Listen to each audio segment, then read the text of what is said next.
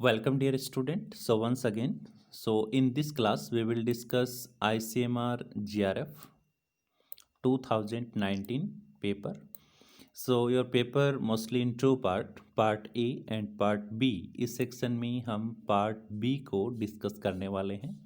So let's start from question 51. Which of the following organism is an obligate aerobes? तो dear student, जो Pseudomonas aeruginosa है वो एक obligate aerobes है. So here the correct option 2. Then moving to question 52. Which of the following organism is not transmitted by soil? तो dear student, यहाँ पर जो ब्रूसेला है उसका भी सोइल से ट्रांसमिशन होता है. एंथ्रेक्स है, ये भी सोइल से ट्रांसमिटेड होता है. टेटनस है, वो भी सोइल से ट्रांसमिटेड होता है. लेकिन जो कोकिडियो आयोडोमाइकोसिस है, इसका जो ट्रांसमिशन है वो सोइल से नहीं होता है. सो एक्सेप्ट ऑप्शन 2, जो brucella, tetanus and anthrax, they are transmitted by soil. So here the correct option must be 2. Then moving to question 53. Phenol coefficient indicates. तो डियर स्टूडेंट, जो फिनोल है उसे हम एक डिसइंफेक्टेंट की तरह काम करते हैं, यानी यूज में लेते हैं इसको. एक स्टरलाइजेशन के अंदर इसको हम यूज करते हैं.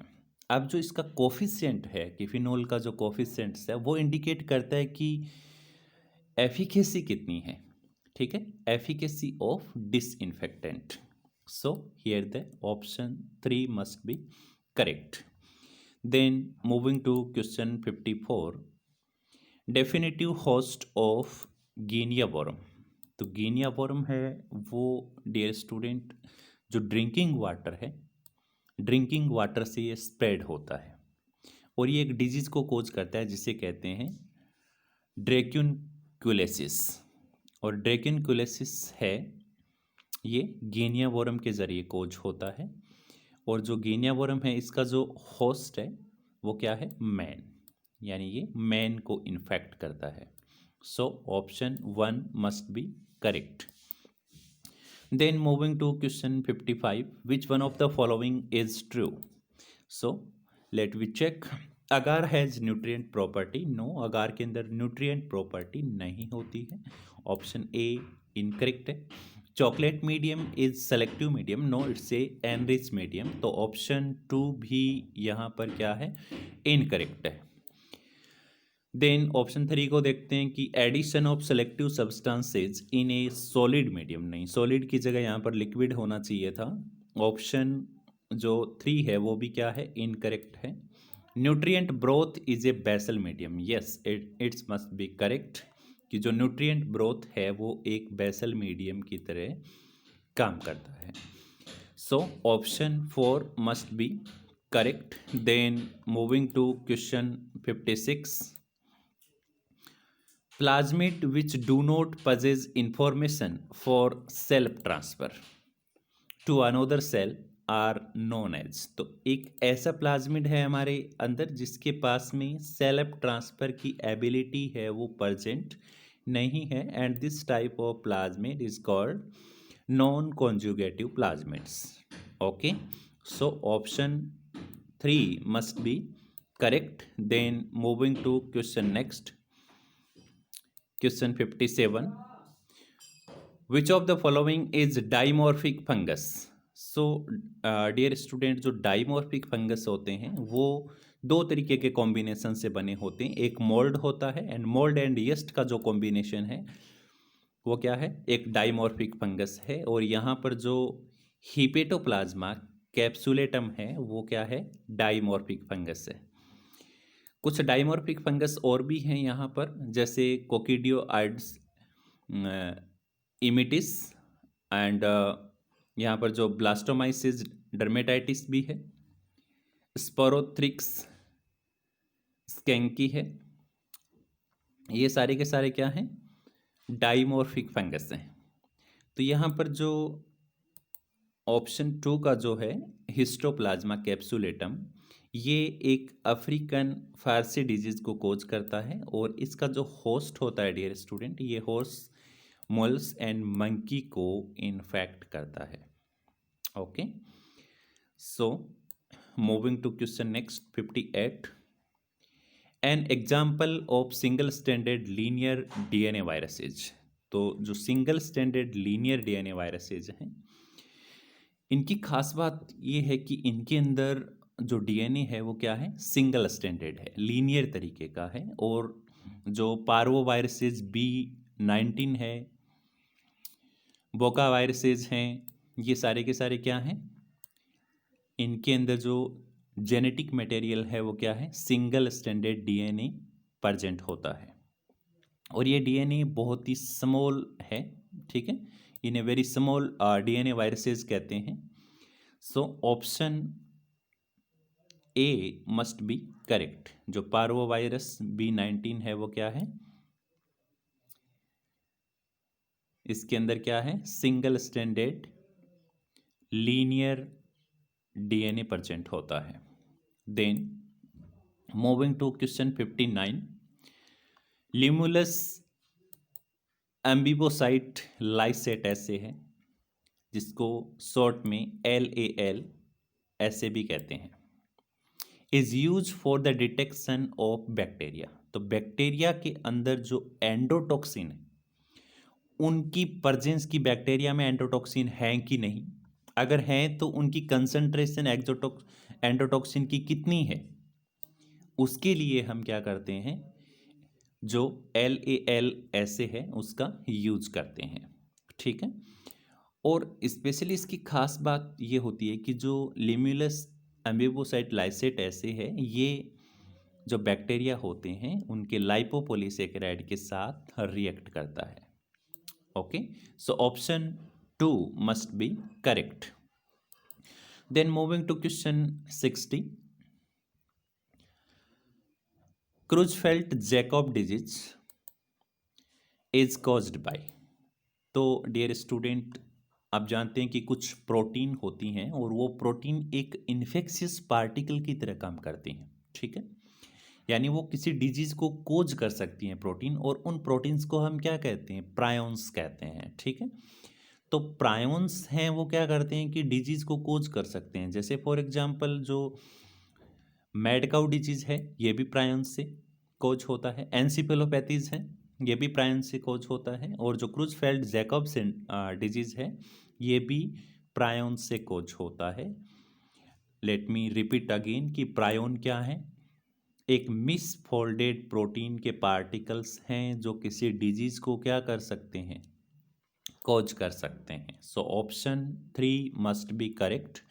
Then moving to question 61, pick up the amino acid okay which is present in the body, यानी बॉडी के अंदर तो एमाइनो एसिड प्रेजेंट है but not found in protein, लेकिन प्रोटीन के अंदर एमाइनो एसिड प्रेजेंट नहीं है। तो डियर स्टूडेंट, हमारी बॉडी में अबाउट 315 एमाइनो एसिड प्रेजेंट होते हैं, लेकिन सारे के सारे एमाइनो एसिड है वो प्रोटीन सिंथेसिस में पार्टिसिपेट नहीं करते। आउट ऑफ 350 ओनली जो 22 स्टैंडर्ड एमाइनो एसिड हैं यही प्रोटीन सिंथेसिस में पार्टिसिपेट करते हैं।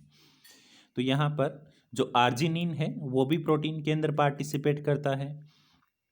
फॉर हाइड्रोक्सीप्रोलिन ये भी कोलाजन प्रोटीन में पाया जाता है, ये भी क्या करता है, प्रोटीन में प्रेजेंट होता है।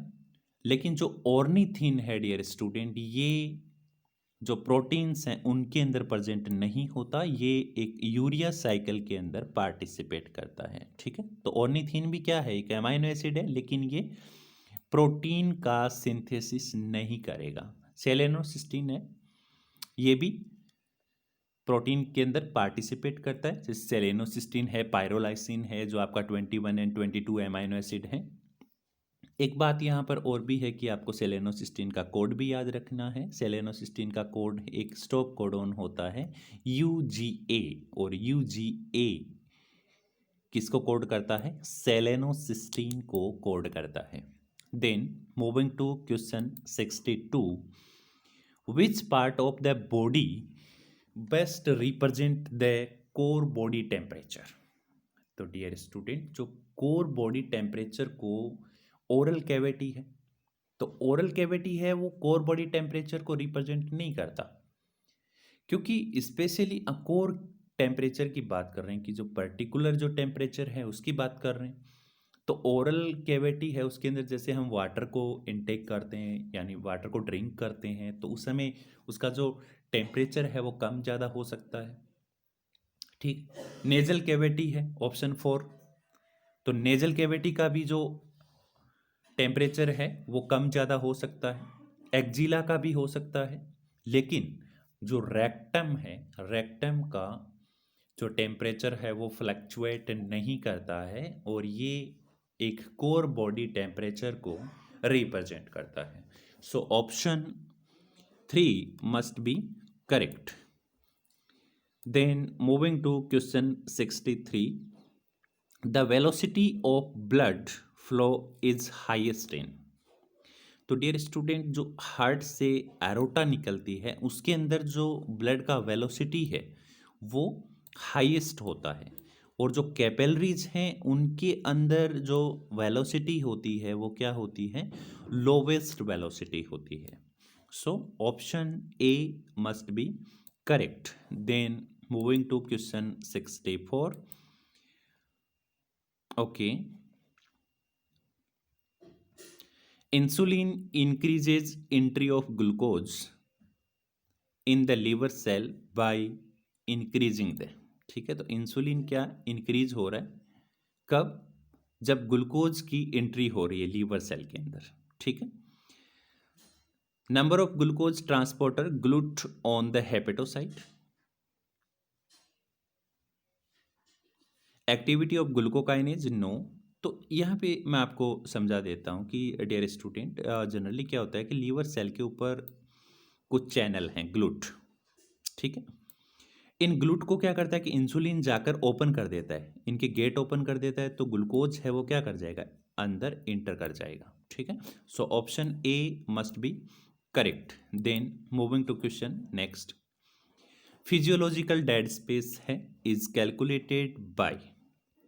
तो फिजियोलॉजिकल जो डेड स्पेस है डियर स्टूडेंट, उसको हम बोहर इक्वेशन से कैलकुलेट कर सकते हैं, और बोहर इक्वेशन क्या कहता है कि डेड स्पेस बराबर expired air into alveolar CO2 का परसेंटेज, और माइनस क्या हो जाएगा, expired air divided by alveolar CO2 percentage के अंदर आ जाएगी। ठीक है, तो फॉर्मूला लिखने के लिए मेरे पास यहाँ पे जगह नहीं थी, तो आप दोबारा समझ लें, डेड स्पेस बराबर क्या होगा, एक्सपायर्ड एयर और मल्टीप्लिकेशन में नीचे वाला इक्वेशन आ जाएगा। ठीक है, तो ये क्या है, एक बोहर्स इक्वेशन है, और इसी से हम फिजियोलॉजिकल जो डेड स्पेस है उसको कैलकुलेट कर सकते हैं। Then moving to question 66, which of the following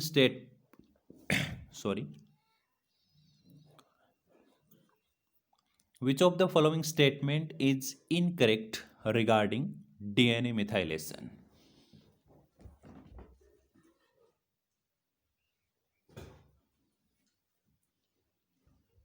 तो डियर स्टूडेंट, DNA मिथाइलेशन से हम किसी जीन को इनएक्टिव कर सकते हैं, ठीक है, यानी उससे हेट्रोक्रोमेटाइज कर सकते हैं। तो जो मिथाइलेशन है उसके बारे में देखते हैं option, S adenosyl methionine is one of the most important methyl donor. Yes, it's obviously true. ठीक है, क्योंकि हमें क्या पूछा है, इनकरेक्ट पूछा है। देखिए स्टूडेंट, आप यहाँ पे ध्यान दीजिए, यहाँ पे इनकरेक्ट पूछा गया है। ठीक है, ओके, तो जो एस एडिनोसिल मिथियोनिन है वो बायोलॉजी के अंदर उसे एक मिथाइल डोनर कहते हैं। ठीक है, ये बायोलॉजिकल मिथाइल डोनर है। It is catalysed by the enzyme, obviously it's true कि जो मिथाइल ट्रांसफेरेज होता है डियर स्टूडेंट, वो क्या करता है, मिथाइल ग्रुप को ऐड करता है। Then occur at CPG island, dear student, CPG island एक हॉटस्पॉट है और वहीं पे मिथाइलेशन किया जाता है। तो ऑब्वियसली ऑप्शन फर्स्ट भी सही है कि एस एडिनोसिल जो मिथ्योनिन है it's a methyl donor catalyse by the enzyme is obviously true, but methylation है वो साइटोसिन के ऊपर होता है, ग्वानिन को मिथाइलेट नहीं किया जाता। So option 4 must be correct. Then moving to question 67, which of the following is not an example of post translation modification? तो डियर स्टूडेंट फिर से आप ध्यान रखिए नोट का। Addition of prosthetic groups, yes it's a post translation modification, कि हम किसी प्रोटीन के ऊपर किसी भी तरीके का कोई ग्रुप जोड़ते हैं तो वो पोस्ट ट्रांसलेशनल मॉडिफिकेशन में आता है, ठीक है। एंड देन प्रोटियोलाइटिक प्रोसेसिंग, यानी किसी प्रोटीन को थोड़ा सा हम काट देते हैं, उसकी प्रोसेसिंग कर देते हैं, ये भी क्या है, किस में आता है, प्रोटीन बनने के बाद में ही तो मॉडिफिकेशन किया जा रहा है, तो ऑब्वियसली ये भी किस में आएगा, पोस्ट ट्रांसलेशन मॉडिफिकेशन में आएगा। देन जो mRNA स्प्लाइसिंग है वो डियर स्टूडेंट पोस्ट ट्रांसलेशन नहीं है, ये पोस्ट ट्रांसक्रिप्शनल मॉडिफिकेशन है, ठीक है। So option 3 must be correct. Option 4 है कि लॉस ऑफ सिग्नल सीक्वेंस, तो ऑब्वियसली प्रोटीन है, प्रोटीन के ऊपर कोई सिग्नल सीक्वेंस लगा हुआ है, हम हटा देते हैं उस सीक्वेंस को, उसे रिमूव कर देते हैं, तो ये भी किस में आता है, पोस्ट ट्रांसलेशन मॉडिफिकेशन में आता है। So moving to question 68, which of the following statement is incorrect about genetic code? बहुत ही सिंपल क्वेश्चन है जेनेटिक कोड का। A codon is a triplet of nucleotide that code for a specific amino acid, ठीक है। तो ये सही बात है क्योंकि हमें क्या पूछा है, इनकरेक्ट पूछा है। ऑब्वियसली ट्रिपलेट जो न्यूक्लियोटाइड्स होते हैं वो एक स्पेसिफिक अमाइनो एसिड को कोड करते हैं, इट्स ट्रू। देन अगर हम ऑप्शन 2 को देखें तो specific first codon in the sequence establish the reading frame, yes जो फर्स्ट कोडॉन है वो रीडिंग फ्रेम को एस्टैब्लिश कर सकता है। देन ऑप्शन अगर 3 की बात करें तो एक codon specifies more than one amino acid, तो डियर स्टूडेंट एक कोडॉन अलग अलग अमाइनो एसिड को कोड नहीं कर सकता, लेकिन एक अमाइनो एसिड के अलग अलग कोड हो सकते हैं, ठीक है। तो ऑप्शन जो 3 है वो यहाँ पे क्या है, इनकरेक्ट है, और हमें क्या पूछा गया है, इनकरेक्ट ही पूछा गया है। ऑप्शन 4 को भी देख लेते हैं कि nucleotide triplet are read in a successive and non overlapping fashion, yes codon को कभी हम ओवरलैपिंग फैशन में रीड नहीं करते हैं, किस फैशन में रीड करते हैं, नॉन ओवरलैपिंग फैशन में उसको रीड करेंगे, तो ऑप्शन जो 4 है वो भी क्या है, सही है। तो ऑप्शन 1, 2 एंड 3 ये कोडोन के बारे में सही हैं, लेकिन जो ऑप्शन 3 है वो कोडोन के बारे में सही नहीं है। Then moving to question next 69, TATA box molecular biology का क्वेश्चन है ये। Present on the template stand, नहीं टेम्पलेट स्टैंड पे टाटा बॉक्स नहीं होता है।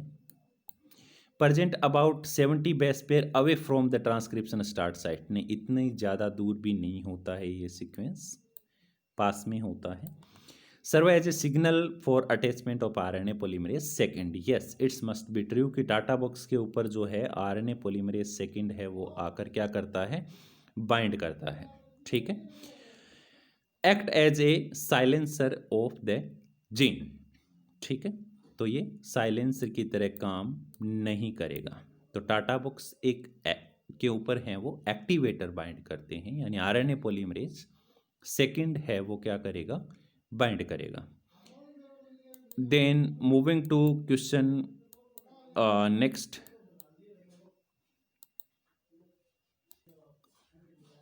सो क्वेश्चन 70 जेल इलेक्ट्रोफोरेसिस का है। In gel electrophoresis which of the following molecule will move faster, ठीक है, जेल इलेक्ट्रोफोरेसिस के अंदर कौन सा मॉलिक्यूल है वो जल्दी मूव करेगा, if the amount of DNA present in same at all, ठीक है। तो एक हमारे पास लीनियर है, एक सुपर कोइल्ड है, एक नेग्ड है, एक क्या है, सर्कुलर है, ठीक है। तो लीनियर है, सुपर कोइल्ड है, यानी इस तरीके का स्ट्रक्चर है, एक नेग्ड है हमारे पास, और एक क्या है, सर्कुलर है। तो सर्कुलर है वो जेल में धीरे मूव करेगा, ठीक है, तो सर्कुलर तो नहीं होगा। नेक्ड भी नहीं होगा। जो सुपर कॉइल्ड है ये जल्दी मूव करेगा जेल के अंदर, ठीक है। सो ऑप्शन यहाँ पे जो 2 है मस्ट बी करेक्ट। लीनियर नहीं करेगा डियर स्टूडेंट यहाँ पे। Then moving to question 71, the uptake of external DNA, ठीक है, बाहरी डीएनए को अपटेक कर रहा है कौन, बैक्टीरिया कर रहा है, ठीक है। Facilitated in the presence of, तो बाहरी डीएनए को बैक्टीरियल सेल को अपटेक कराने के लिए उसे हम क्या करते हैं कि थोड़ा सा आइस कोल्ड कैल्शियम क्लोराइड देते हैं, ठीक है। और ये आइस कोल्ड कैल्शियम क्लोराइड है वो क्या करता है, ये जो सॉल्यूशन है वो फैसिलिटेट करेगा binding of DNA to the surface of cell, ठीक है। सो कैल्शियम क्लोराइड को हम इसके अंदर अपटेकिंग के अंदर यूज करते हैं। Then moving to question 72, which of the following vector contains telomeric sequence, तो डियर स्टूडेंट जो याक वेक्टर है यानी येस्ट आर्टिफिशियल जो क्रोमोसोम है, येस्ट का जो वेक्टर है उसके अंदर टीलोमेरिक सीक्वेंस होता है, ठीक है। और टीलोमेरिक सीक्वेंस करता क्या है, हमने यहाँ देख तो लिया कि भाई टीलोमेरिक सीक्वेंस किसके अंदर है, येस्ट वेक्टर के अंदर है, इट्स ट्रू। बट टीलोमेरिक सीक्वेंस क्या करेगा, टीलोमेरिक जो सीक्वेंस है डियर स्टूडेंट वो प्लाज्मिड की स्टेबिलिटी को बनाए रखने का काम करता है, ठीक है। इसके अलावा आपको ये भी पूछा जा सकता है ये कि प्लाज्मिड के अंदर टीलोमेरिक के अलावा क्या होता है, तो इसके अंदर एक ORI साइट होती है, ओरिजिन ऑफ रेप्लिकेशन आप सभी जानते हैं। एक सेंट्रोमियर का भी सीक्वेंस होता है जो इसकी डिवाइडिंग में हेल्प करता है। टीलोमेरिक सीक्वेंस भी होता है, इको R1 साइट भी होती है और इसके पास selectable markers X and selectable marker Y भी प्रेजेंट होते हैं। ये सारे के सारे जो साइट्स हैं वो किसके अंदर हैं, येस्ट आर्टिफिशियल क्रोमोसोम या के अंदर प्रेजेंट होते हैं, ठीक है। Then moving to question 73, okay, here is the 73, which of the following take place in both bacterial as well as eukaryotic mRNA synthesis, okay। Poly A telling बता रखा है, तो पॉली ए टेलिंग यानी हम mRNA के जब adenine जोड़ते हैं तो वो तो यूकेरियोट्स में होता है, ठीक है, तो ऑप्शन ए तो नहीं होगा। 5 प्राइम कैपिंग भी हम यूकेरियोट्स में करते हैं, यानी कैपिंग और टेलिंग दोनों आ गई हैं ऑप्शन 1 एंड 2 के अंदर, तो कैपिंग एंड टेलिंग है वो हम प्रोकैरियोट्स mRNA का नहीं करते हैं। देन स्प्लाइसिंग है, स्प्लाइसिंग भी हम यूकेरियोट्स में ही करते हैं। DNA dependent RNA synthesis, yes, जो डीएनए डिपेंडेंट आरएनए सिंथेसिस है यानी आरएनए का सिंथेसिस हम प्रोकैरियोट्स में भी करते हैं और यूकेरियोट्स में भी करते हैं, ठीक है। तो डीएनए से ही क्या बनाते हैं, आरएनए का सिंथेसिस करते हैं, तो ऑप्शन जो 4 है must be true. Then moving to question 74, which of the following amino acid is present abundantly in histone, तो हिस्टोन डियर स्टूडेंट एक बेसिक प्रोटीन है, इट मीन्स कि इसमें बेसिक अमाइनो एसिड ज़्यादा होंगे, आर्जिनिन, लाइसिन और हिस्टिडीन। आप इसे इस तरीके से याद रख सकते हैं, HAL, बेसिक हाल, ठीक है, हम पूछते हैं ना बेसिक हाल, तो यहाँ पर जो ऑप्शन में बेसिक अमाइनो एसिड कौन सा है, आर्जिनिन है, ठीक है, तो आर्जिनिन है वो क्या है, हिस्टोन प्रोटीन के अंदर प्रेजेंट होता है। Then moving to question 75, if the amount of guanine in a DNA sample is 20%, तो ग्वानिन देखिए कितना दे रखा है, 20% दे रखा है, तो ऑब्वियसली साइटोसिन भी कितना होगा, 20%, तो ये कितना कवर हो गया है, मोस्ट ऑफ 40% इन्होंने कवर कर लिया है, किसने, ग्वानिन एंड साइटोसिन ने कवर कर लिया है। What will be the amount of thymine, तो थाइमिन यानी जो नेक्स्ट बचा वो कितना बचा है, 60%, तो 30 तो हो जाए थाइमिन और 30 क्या हो जाएगा एडेनिन हो जाएगा, ठीक है। तो थाइमिन का परसेंटेज यहाँ पे कितना होगा, 30%।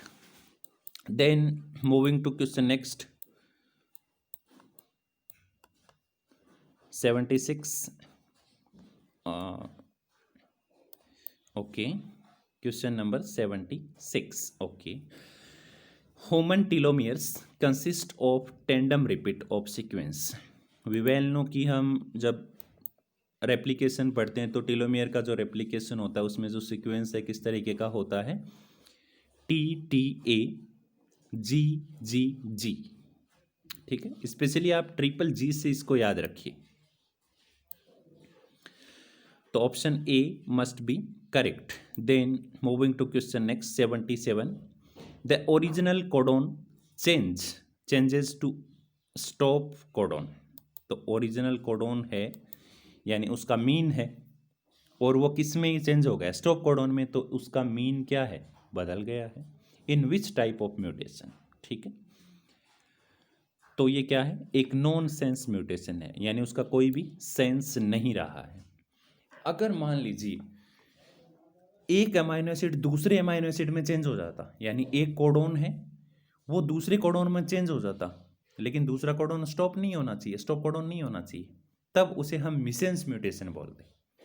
लेकिन अब जो चेंज हुआ है कोडोन वो स्टॉप कोडोन में चेंज हुआ है, ठीक है, तो इसका कोई सेंस नहीं है, ठीक है। तो ये क्या है, एक नॉन सेंस म्यूटेशन है। Then moving to question 78 dear student, बहुत ही सिंपल क्वेश्चन है। क्रॉसिंग ओवर पूछा गया है कि क्रॉसिंग ओवर किस फेज में होता है, तो क्रॉसिंग ओवर है वो मियोसिस के अंदर होता है, क्योंकि माइटोसिस में तो क्रॉसिंग ओवर होता ही नहीं है, और मियोसिस में भी कहाँ, प्रोफेज फेस्ट के अंदर। अब आपको पूछ लिया जाए कि प्रोफेज फेस्ट में भी कहाँ, तो पेकाइटिन के अंदर क्रॉसिंग ओवर होता है, ठीक है। देन मूविंग टू क्वेश्चन 79 से another very simple question. Person having 6 chromosome XX and Y वाली कंडीशन यहाँ पर बताई गई है, ठीक है। Suffer from which of the following. तो XXY वाली कंडीशन है, इट मीन्स कि एक X क्रोमोजोम्स क्या है, एक्स्ट्रा है, और ये किसको रिप्रेजेंट करता है, क्लाइनफेल्टर सिंड्रोम को रिप्रेजेंट करेगा। डाउन सिंड्रोम है, एडवर्ड सिंड्रोम है, पटाउ सिंड्रोम है, ये सारे क्या हैं, ट्राइसोमी है, ठीक है। डाउन है वो 21 क्रोमोजोम में ट्राइसोमी हो जाती है। एडवर्ड सिंड्रोम है वो क्रोमोजोम 18 की वजह से होता है, और जो पटाउ सिंड्रोम है वो किसकी वजह से होता है, क्रोमोजोम 13 की वजह से होता है। एक और भी पूछा जा सकता है आपको, टर्नर सिंड्रोम, ये फीमेल के अंदर होता है जनरली, और कंडीशन की क्या होती है, X0। Okay, so moving to question next, question number 80। Multiple genes are involved in the inheritance of which of the following disease, ठीक है। तो एक डिजीज को कोज करने के लिए मल्टीपल जीन पूछी गई है। तो जो स्किन कलर है डियर स्टूडेंट, स्किन कलर है उसमें कई तरीके की जीन काम करती हैं, ठीक है। तो यहाँ पे जो 3 जीन काम कर रही हैं, इट मीन्स कि तीनों जीन मिलकर क्या डिसाइड कर रही हैं, स्किन का कलर डिसाइड कर रही हैं, ठीक है। इसके अलावा अगर हम देखें कलर ब्लाइंडनेस है वो भी सिंगल जीन है, सिकल सेल एनीमिया है वो भी सिंगल है, यानी सिंगल जीन में म्यूटेशन है। फिनाइलकेटोनूरिया भी एंजाइम जो है उसके अंदर वो वर्क नहीं करता, उसके एंजाइम की जीन है वो वर्क नहीं करती। सो option A must be correct. तो डियर स्टूडेंट, इस पार्ट के अंदर हम 80 क्वेश्चन ही डिस्कस करेंगे, नेक्स्ट पार्ट के अंदर हम 80 से बाद के क्वेश्चन को डिस्कस करने वाले हैं। So thank you dear student. अगर आपको क्लास अच्छा लगा और तो आप प्लीज़ लाइक एंड सब्सक्राइब करें और इसे अपने फ्रेंड्स के साथ शेयर करें। Thank you dear student.